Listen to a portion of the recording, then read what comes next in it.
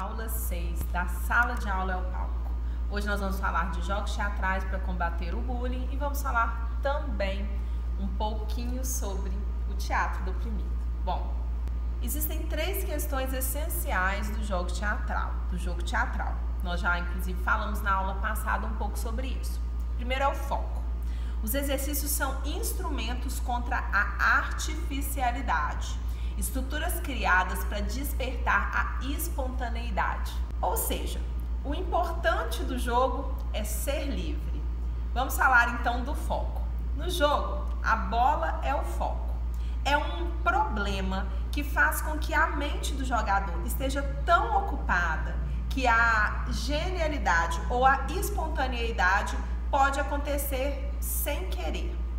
Tem um jogo que eu gosto muito, que é um balão ou uma bola, e todo grupo deve manter a bola no ar. Só que o jogador não pode tocar 2 vezes na bola ou no balão. Isso cria uma cumplicidade e uma tensão permanente no espaço. E assim, o jogador ele pode ter sua resposta plena, sem censura, orgânica, porque o seu pensamento está focado em não deixar o balão cair. O professor vai instruir todos os alunos para que eles foquem na solução do problema. Bom, eu não preciso falar com vocês como focar na solução do problema pode ser incrível em sala de aula. Mas olha, o foco não é o objetivo do jogo. Permanecer no foco gera energia, aquele poder necessário para jogar que flui através da estrutura dada. Então, por exemplo, no futebol o foco é a bola, mas o jogo não é a bola. Todos estão focados na bola para que o jogo aconteça. E você, professor, é como o treinador que vai falar para os jogadores: olha a bola, foca na bola, vai na bola. A instrução, ela deve conduzir de forma que liberte pensamentos e emoções ocultas, mas sem interromper diálogo e ação. Como o professor também joga, ele pode enfrentar aquela questão do aluno que tem dificuldade em ter o professor como colega e não mais como uma pessoa que está aqui, ó, num lugar superior. Eu tô falando isso é importante porque hoje a gente está falando de teatro do oprimido. Se isso acontecer e o aluno ficar olhando muito para você, querendo acertar, querendo que você veja para ele, você olhe para ele, fala apenas: ouça a minha voz, não olhe para mim, apenas ouça a minha voz, siga o que eu estou falando. Bom, e eu digo isso porque hoje especificamente nós vamos falar de jogos de Augusto Boal, do teatro do oprimido, que são jogos fundamentais para ajudar na compreensão da nossa autorresponsabilidade com a própria vida. Porque Augusto Boal, ou Augusto Pinto Boal, ele foi a principal liderança do teatro de arena de São Paulo na década de 60. Foi ele quem criou o teatro do oprimido, onde somos opressores e oprimidos dependendo do momento da nossa vida. É uma metodologia que une teatro e ação social e que tornou esse grande brasileiro conhecido internacionalmente. Na verdade, gente, ele é formado em Química na Universidade Federal do Rio de Janeiro. Em 1950 ele foi para Nova York e lá ele estudou teatro na Universidade de Colômbia. Ele cursou direção e dramaturgia. Quando ele voltou para o Brasil, já no final da década de 50, em 1956, ele foi contratado para integrar o Teatro de Arena de São Paulo, onde ele aprofunda a sua pesquisa do teatro do oprimido, adaptando a métodos de Stanislavski. Adaptando os métodos de Stanislavski à condição brasileira, né? E aquele formato do teatro de arena em São Paulo. Para quem não sabe, Stanislavski traz o realismo para o teatro. A atuação de Boal é decisiva para o engajamento político naquele momento antes da ditadura militar. Bom, e Augusto Boal, ele foi exilado e vocês podem saber muito mais sobre ele nas páginas da internet. mas nós vamos falar de jogos teatrais para combater o bullying em sala de aula. O teatro, gente, é coletivo, é corporal. E assim, a linguagem teatral, ela facilita o diálogo, porque trata-se do coletivo. Como seres humanos, nós estamos condicionados a estarmos na situação de ora sermos submissos, ora sermos mandantes, que é o que Boal fala. E isso é uma condição da nossa sociedade patriarcal, no mundo onde existe machismo, preconceitos de todas as espécies, de classe, credo, idade, cor. E a linguagem teatral, ela pode se revelar uma forma ativa de combate de todos esses preconceitos. Bom, nós estamos no mundo, imersos em tudo e, de certa forma, nós estamos também imersos nas pessoas com as quais nos relacionamos, não é mesmo? E não tem nada que tire mais a criatividade do que essas relações de bullying. Bom, temos a nosso favor que a criatividade nos permite transcender a existência e recriar a nossa presença com o mundo e no mundo. Bom, ser parte desse mundo que nos circunda, torná-lo real, tocando, vendo, sentindo o seu sabor, o seu aroma, o que procuramos é o contato direto com o ambiente. Esse contato, ele deve ser o tempo todo investigado e questionado. Bom, precisamos de liberdade pessoal para fazer isso, para experimentar e adquirir uma autoconsciência, uma autoidentidade e uma autoexpressão. Essas são palavras da própria Viola Spolin. E no contexto dessa reflexão, né, com a qual eu concordo plenamente, a gente deve considerar que um dos grandes limitadores da liberdade, um dos grandes prejuízos que nós temos em sala de aula para alcançar mesmo essa experiência da liberdade humana é o bullying. Esse fenômeno ainda é um obstáculo a ser vencido dentro das escolas. E olha, gente, o que tem de campanha de prevenção na televisão, o que tem de campanha de prevenção de professores, professoras, diretoria de escola, em sala de aula e na comunidade, né? O assunto, ele recebe apoio governamental, matérias televisivas, um monte de canal do YouTube tratando desse assunto, e ainda assim a gente observa que o bullying continua dia após dia.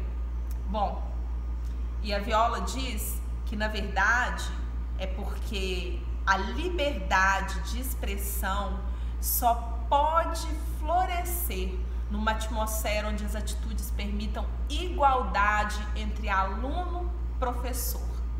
E as dependências do aluno pelo professor e do professor pelo aluno devem ser eliminadas.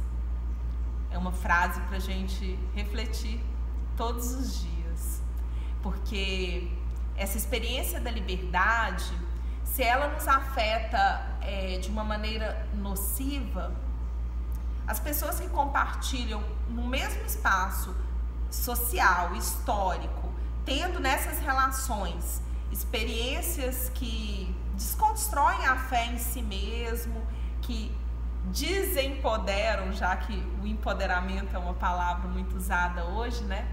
Bom, uma alternativa possível para prevenção do bullying, tendo por suporte as linguagens da arte musical, visual, também corporais, como a dança, né?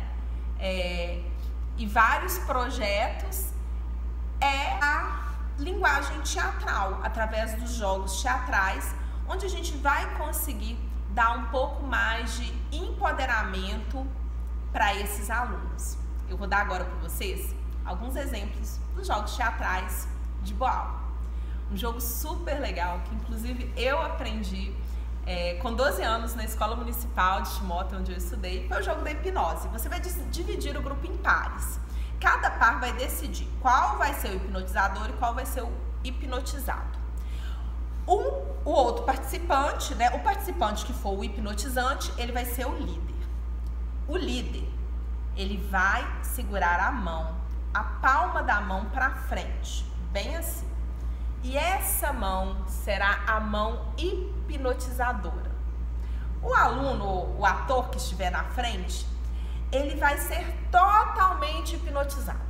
Ele vai começar a seguir a mão, mantendo uma distância constante dela, sempre a mesma distância. O líder move lentamente a palma da mão do jeito em que ele se sente melhor. De cima para baixo, para a esquerda, para a direita, em qualquer ângulo. Buscando também o que a gente chama no teatro de planos de trabalho. É legal experimentar, então, diferentes níveis, né?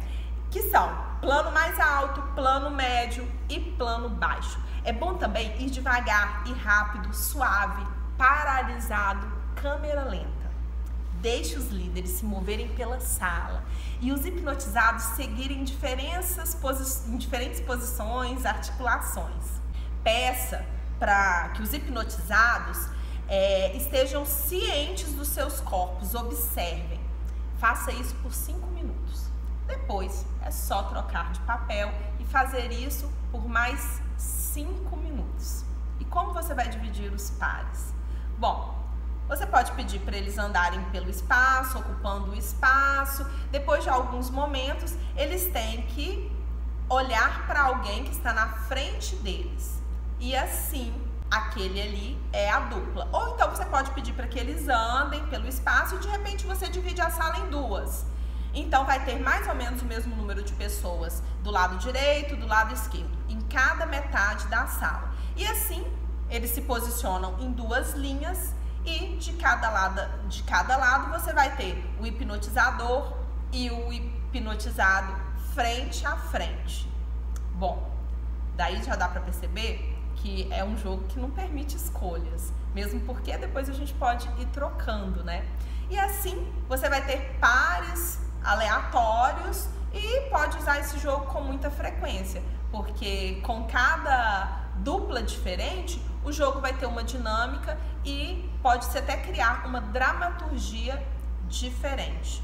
Uma variação é que você pode dividir em grupos de 4 a 5. Em vez de um hipnotizado, cada grupo teria 3, ou cada subgrupo, né, teria 3, 4 participantes hipnotizados seguindo as mãos.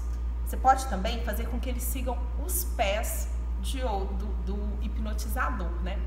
E tem mais uma variação para esse jogo que é bem legal, que é, você vai deixar um ator entrar no meio do círculo e esse ator ou aluno vai ser o líder. Então, outra pessoa do grupo segue e é hipnotizada por uma parte do corpo ou enfeite que ele escolhe. Então, por exemplo, ele pode escolher mão, orelha, pé, uma pulseira, uma gominha de cabelo ou a cabeça.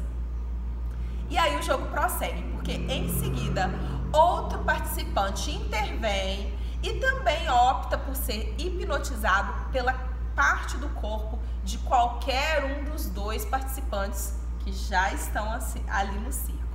Isso continua até que a última pessoa do grupo seja hipnotizada. É um ótimo exercício para que adolescentes possam trabalhar todas as partes do corpo, numa época em que eles estão, às vezes, complexados com alguma parte do corpo. Estar mais consciente e sensível do espaço também ao nosso redor, gente. Tornar-se consciente dos outros indivíduos no mesmo espaço. Mais um jogo teatral. O processo pela sala sem se tocarem, preenchendo o espaço vazio da sala. Os alunos devem continuar andando para não deixar espaços vazios significativos na sala. De vez em quando você pode bater uma palma. E aí eles param, congelam e olham se esse espaço está bem ocupado. Bom, quando alguém preenche um espaço, a pessoa continua se movendo para outro espaço vazio. O objetivo é sempre ocupar o espaço que está vazio. As seguintes instruções, com intervalos de tempo, devem ser observadas. Congelar. Vamos lá, balance todo o seu corpo agora. E ande novamente. E assim o jogo recomeça. É importante também atentar para a consciência, para que tenha uma outra pessoa na sala, né? Observe quem está do seu lado, observe que tem pessoas também. Você pode aumentar a velocidade, depois pedir. Agora você vai andar normalmente, como você anda naturalmente. Agora parou. Aí você pode fazer uma variação, explicar que a partir de agora, qualquer pessoa na sala pode congelar a qualquer momento. Acontece que, se alguém congelar, se qualquer pessoa congelar em qualquer momento, toda a sala deve congelar. E ó, não pode ter pistas vocais aqui. Nada de falar que está parando. Essa percepção de grupo é muito importante. Explique que uma vez que todos tenham congelado, qualquer um pode começar a andar novamente, sem indicar vocalmente, sem falar nada. Se um começa a andar, isso indica que todo o grupo pode começar a se mover novamente. Continue tentando parar e começar como um grupo, de forma coletiva.